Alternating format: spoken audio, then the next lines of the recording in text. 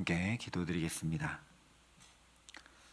아버지 하나님, 우리의 갈 길 다 가도록 걸음마다 인도하시는 선한 목자 되신 주님의 음성 듣고자 이 첫 시간 주 앞에 엎드립니다.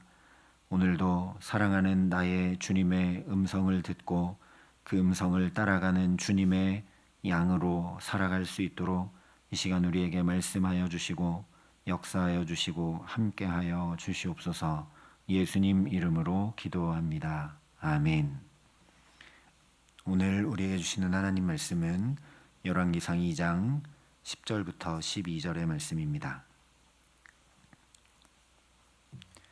열왕기상 2장 10절부터 12절의 말씀을 봉독해 드리겠습니다. 하나님의 말씀입니다. 다윗이 그의 조상들과 함께 누워 다윗성에 장사되니 다윗이 이스라엘 왕이 된 지 40년이라. 헤브론에서 7년 동안 다스렸고 예루살렘에서 33년 동안 다스렸더라. 솔로몬이 그의 아버지 다윗의 왕위에 앉으니 그의 나라가 심히 견고하니라. 아멘. 오늘 말씀은 다윗의 죽음에 대해 전하면서 그의 장래와 그의 왕권에 대한 평가와 그가 떠난 후 나라의 형편에 대해서 말씀해 줍니다. 이것은 물론 다윗의 죽음에 대해 전하는 거기 때문에 우리가 인생을 어떻게 마무리해야 하는가에 대한 중요한 지침을 주는 말씀입니다. 그런데 이에 더해서 집안도 나라도 분열되지 않고 다윗의 마지막이 아름답게 마무리되고 있는 것을 통해서 열왕기상의 분열이라는 전체 주제를 드러내 보여주는 것이기도 합니다. 다윗의 이런 마지막을 잘 보고 마무리를 생각하기 전에 먼저 분열되지 않는 복된 삶을 잘 살아가라는 말씀이라는 겁니다. 언제나 죽음은 삶의 결산이고 열매이며 어떻게 살았는가가 죽음으로 나타나는 것이기 때문입니다. 그래서 먼저 10절에 다윗이 그의 조상들과 함께 누워 다윗성에 장사되니 말씀합니다. 왜냐하면 구약 성경에 하나님 안에서 신앙을 지키고 주어진 사명을 다한 인물들에 대해서 열조의 품으로 돌아갔다, 조상들과 함께 누웠다 이렇게 말씀하기 때문입니다. 예를 들면 아브라함의 경우에 그의 나이가 높고 늙어서 기운이 다하여 죽어 자기 열조에게로 돌아갔다라고 말씀을 했고, 모세와 아론의 경우도 보면 내 형 아론이 호르산에서 죽어 그의 조상에게로 돌아간 것 같이 너도 올라가는 이 산에서 죽어 내 조상에게로 돌아가리니 라고 말씀을 합니다. 반대로 하나님의 말씀을 따르지 않고 어긋난 걸음으로 잘못된 인생을 살았던 사람들에 대해서는 열조의 무덤에 장사되지 못했다라고 기록합니다. 요아스 왕의 경우에 그를 지도해 주던 그가 왕이 되게 했던 제사장 여호야다가 죽은 다음에 하나님을 버리고 우상 숭배를 하면서 백성들을 미혹했기 때문에 결국 왕들의 묘실에 장사되지 못했다라고 역대하 24장이 전합니다.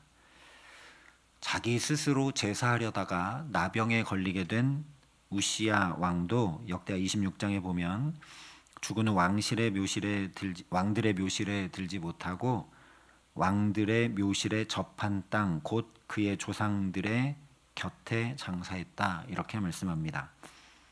이방 여인 이세벨과 결혼해서 엘리야를 대적하고 악을 행했던 아합 왕도 열왕의 묘실이나 가문의 묘실에 장사되지 못하고 사마리아에 묻혔다라고 열왕기상 22장이 전합니다. 그러므로 오늘 다윗이 그의 조상들과 함께 누워 다윗성에 장사되었다라고 하는 것은 다윗이 하나님께 받은 사명을 충성되이 행한 사람이고 신앙을 지킨 믿음의 사람으로 살았다라고 성경이 평가하고 있는 겁니다. 그런데 우리가 잘 알고 있는 것처럼 다윗이 그렇게 온전했느냐? 그렇지 못합니다. 다윗도 범죄했죠. 그것도 간음과 살인이라는 중차대한 죄를 범했고 하나님을 아예 의지하지 않는 인구조사도 행하는 죄를 범했습니다. 그런데 무엇 때문에 다윗은 요아스나 우시야나 아합과 다른 이런 평가를 내려주고 있는가? 다윗은 나단 선지자가 와서 죄를 지적했을 때 사울처럼 변명하거나 왕위 보존을 위해 급급해하지 않고 즉시 내가 여호와께 죄를 범하였노라 하며 회개했습니다. 하나님께서 시편 51편에 다윗이 하나님께서 구하시는 제사는 상한 심령이라 하나님이여 상하고 통회하는 마음을 주께서 멸시하지 아니하시리이다 고백하며 눈물로 침상을 적실 만큼 통회한 그 다윗의 중심을 보셨기 때문이라는 겁니다. 하나님께서 우리를 평가하시는 것은 우리의 연약함이나 넘어진 잘못이나 이런 것이 아니라 우리 마음 중심이 어디에 있느냐를 보고 평가하시는 것을 오늘 다윗을 통해 알 수 있다라는 거죠. 그렇기 때문에 시편 103편에 아버지가 자식을 긍휼히 여김같이 여호와께서는 자기를 경외하는 자를 긍휼히 여기시나니 이는 그가 우리의 체질을 아시며 우리가 단지 먼지뿐임을 기억하심이로다 말씀한 것입니다. 다윗이 비록 연약했고 범죄했으나 주의 긍휼 입기를 주의 은혜 없이는 살 수 없음을 언제나 중심으로 구하며 살았기 때문에 그 인생의 마지막을 신실한 믿음의 사람으로 인정받으며 결산하게 된 것이라는 말씀입니다. 같은 이유로 11절이 이렇게 말씀합니다. 다윗이 이스라엘 왕이 된 지 40년이라 헤브론에서 7년 동안 다스렸고 예루살렘에서 33년 동안 다스렸더라. 다윗에 대해 말할 수 있는 것도 많고 업적도 많이 있습니다. 세상적 기준으로 말해보면 골리앗을 친 장수였고 통일 이스라엘을 이룬 최초의 왕이고 여호수아 시절부터 점령하지 못했던 난공불락의 여부스성을 쳐서 예루살렘성 시온성으로 만들었고 그가 다스리는 동안 외부의 적군이 쳐들어온 적이 없을 정도로 백성들에게 태평성대를 이루어준 왕입니다. 그런데 성경은 다윗의 일생에 대해서 다른 이야기는 전혀 하지 않고 그저 헤브론에서 7년, 예루살렘에서 33년, 총 이스라엘 왕으로 40년 동안 다스렸다라고만 말씀합니다. 이 역시 오직 하나님의 은혜로 살아온 다윗의 세월이었음을 증거해 주고 있는 겁니다. 우리나라 대통령만 봐도 재임 기간 동안 잘 다스리기가 굉장히 어렵죠. 얼마 되지 않는 기간입니다. 그런데 다윗은 40년 동안 잘 다스렸다라고 성경이 말씀합니다. 하나님의 능력을 입어 골리앗도 물리쳤고 여부스 성도 쳤던 것이지 그가 능력이 뛰어나고 지혜가 뛰어나고 덕망이 높아서가 아니라는 겁니다. 다윗이 하나님 떠나 범죄했고 그것 때문에 반역도 당하고 왕위를 버리고 피난까지 해야 할 만큼 국내외적으로 매우 위태로운 상황들이 있었음에도 불구하고 40년 동안이나 이스라엘의 왕으로 다스리고 이렇게 아름답게 잘 마칠 수 있었던 것 역시 오직 하나님의 은혜였다라는 거죠. 앞서 10절과 마찬가지로 하나님께서 그 연약한 죄인을 40년 동안 오래 참으시고 친히 선한 목자가 되어 인도해 주셨다는 은혜의 시간이 바로 다윗의 40년이라는 말씀입니다. 그래서 그 결과에 대해서 12절에 이렇게 말씀해 줍니다. 솔로몬이 그의 아버지 다윗의 왕위에 앉으니 그의 나라가 심히 견고하니라. 누구나 나보다 내 자녀가 더 잘 되기를 바라고 내가 떠난 다음에 그 자리가 아름답고 빛나게 되기를 원하는데 다윗은 이런 복까지 받았다는 말씀입니다. 다른 이유는 없다라는 거죠. 다른 이유가 있으면 그 앞에 기록을 해주었을 겁니다.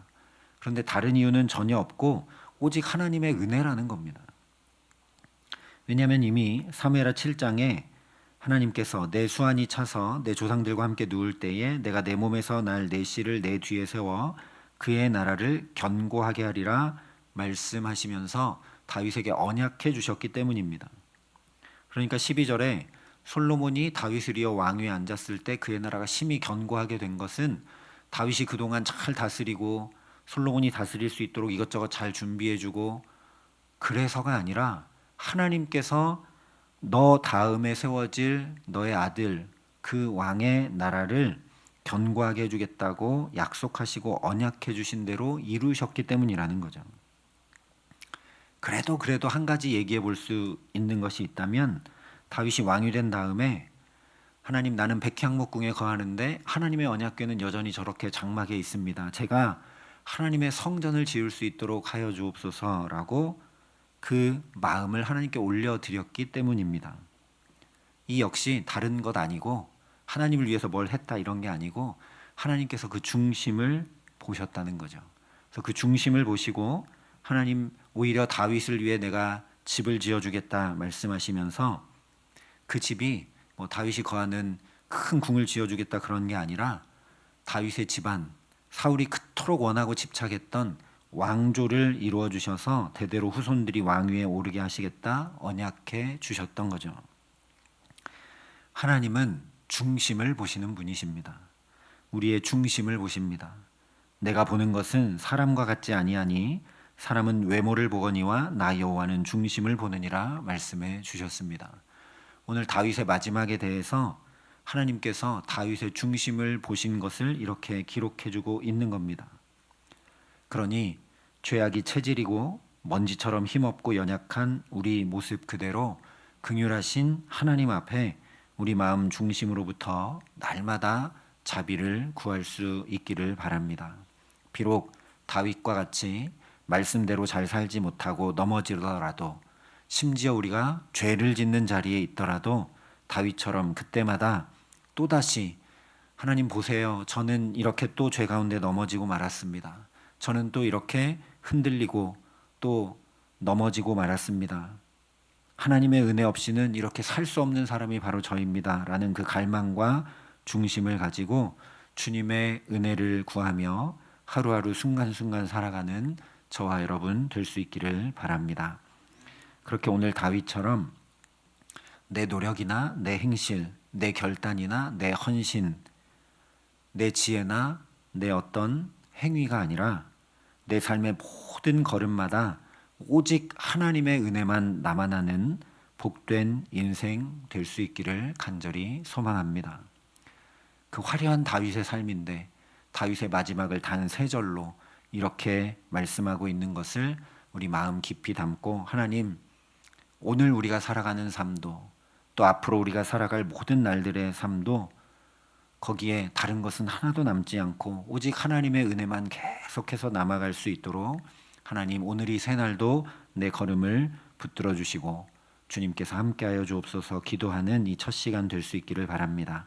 그래서 나만 아니라 오늘 다윗이 그랬던 것처럼 그 중심 하나 가지고 살았더니 때로 넘어지고 때로 부족했고 때로 죄 가운데 빠졌다 할지라도 그 중심 하나 가지고 하나님 은혜 아니면 살 수 없습니다라는 중심 가지고 평생 살아오자 나만 아니라 후손들까지도 크신 하나님의 은총을 입게 하시고 심히 견고하도록 붙드시고 세워주신 그 은혜가 오늘 저와 여러분의 삶에도 가득 넘쳐나게 하시기를 주님의 이름으로 간절히 축원합니다.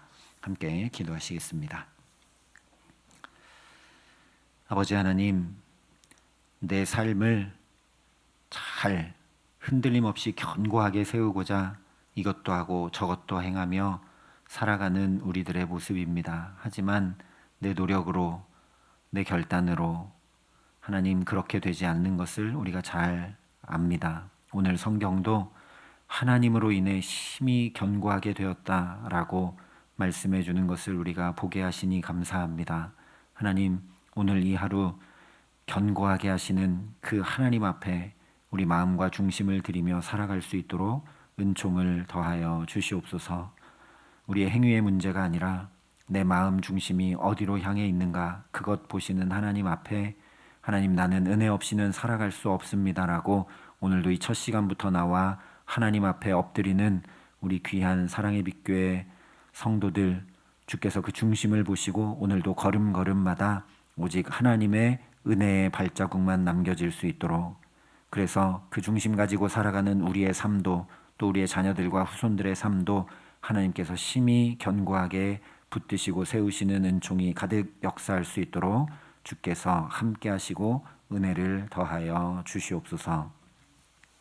이제는 주 예수 그리스도의 은혜와 하나님의 사랑과 성령님의 교통하심이 여기 머리 숙여 하나님께 붙들려 하나님의 은혜에만 붙들려 살기를 소원하고 결단하는 여기 모인 모든 주의 성도들과 사랑의 빛교회 모든 교우들과 이 나라 이 민족과 이 귀한 복음을 오늘도 세계 만방에 전하시는 선교사님들 가운데 이제로부터 영원토록 함께 하시기를 간절히 축원하옵나이다. 아멘.